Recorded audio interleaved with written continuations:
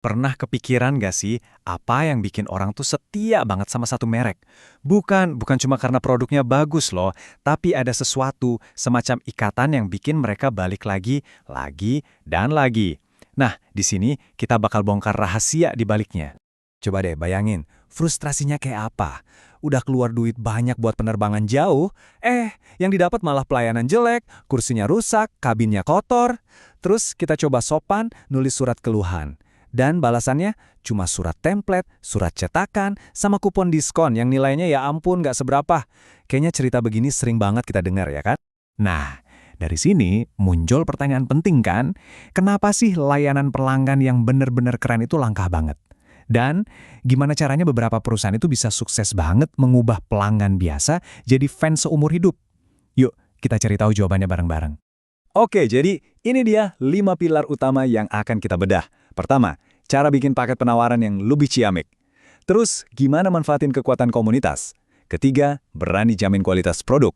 Keempat, bikin semuanya jadi gampang banget buat pelanggan. Dan yang terakhir, soal memberi kembali ke masyarakat. Oke, kita mulai dari yang pertama ya, bikin bundel yang lebih baik. Ini bukan sekedar jualan produk, tapi soal gimana caranya ngebangun paket penawaran yang nilainya tuh wah banget. Sampai-sampai pelanggan mikir rugi banget kalau pindah ke lain hati. Coba lihat deh contoh cerdas dari General Motors ini. Di satu sisi, kita semua tahu lah ya, beli mobil itu prosesnya bisa bikin stres. Nah, GM ngubah total permainan ini pakai GM Mastercard. Tiba-tiba, semua belanjaan harian kita, dari ngopi pagi sampai bayar tagihan bulanan, itu jadi tabungan buat mobil baru.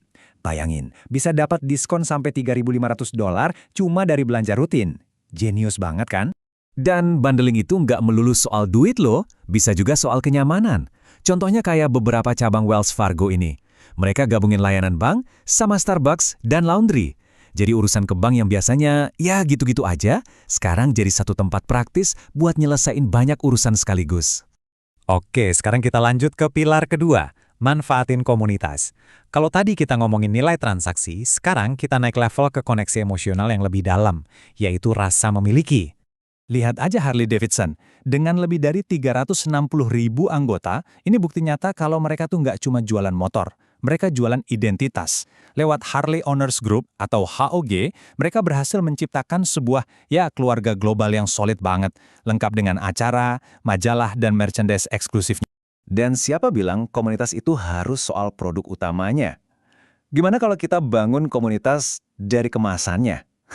Kedengaran aneh ya, tapi itulah yang terjadi sama PZ.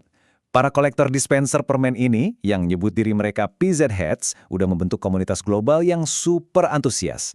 Ini bukti kalau, ya ampun, hampir semua aspek dari produk kita bisa jadi fondasi buat komunitas yang kuat. Sekarang kita masuk ke pilar ketiga, berani menjamin kualitas. Ini nih, cara paling jitu buat ngebangun kepercayaan. Caranya? Dengan ngambil semua risiko dari pelanggan dan taruh di pundak kita sendiri. Jaminan kepuasan total. Titik. Ada cerita menarik nih dari restoran namanya Cooker Bar and Grill. Sepasang pelanggan ngomong ke manajernya, bilang kalau meatloaf yang mereka makan itu oke sih, tapi nggak seenak biasanya. Apa yang dilakuin manajernya? Tanpa basa-basi, dia langsung menghapus menu itu dari tagihan mereka. Benar-benar langsung dihapus dari tagihan. Cuma tindakan sesimpel itu, tapi bisa mengubah masalah kecil jadi momen pelayanan yang legendaris. Garansi itu juga bisa berarti jaminan seumur hidup loh. Kayak produsen sepatu Allen Edmonds ini. Mereka nawarin layanan recrafting. Jadi kita tinggal kirim balik sepatu lama kita, dan para ahlinya bakal ngerombak total sampai kelihatan kayak baru lagi, dengan biaya yang jauh lebih murah tentunya. Ini bukti nyata komitmen mereka sama kualitas. Nah, yang ini idenya cerdas banget karena simple. Kita semua yang punya anak atau ponakan pasti tahu, anak-anak tuh sering banget ngilangin satu sarung tangan. Lens End ngelihat masalah ini, terus mereka bikin Lost Mitten Club. Kalau anak kita kehilangan satu sarung tangan, mereka bakal jual penggantinya dengan harga setengah pasang. Solusi yang sederhana, penuh perhatian, dan langsung bikin para orang tua jatuh hati. Yuk, lanjut ke pilar keempat, bikin semuanya jadi gampang. Di dunia yang serba cepat ini, pelanggan itu pasti bakal milih jalan yang paling gampang, yang paling mulus. Jadi kuncinya adalah menghilangkan semua hambatan.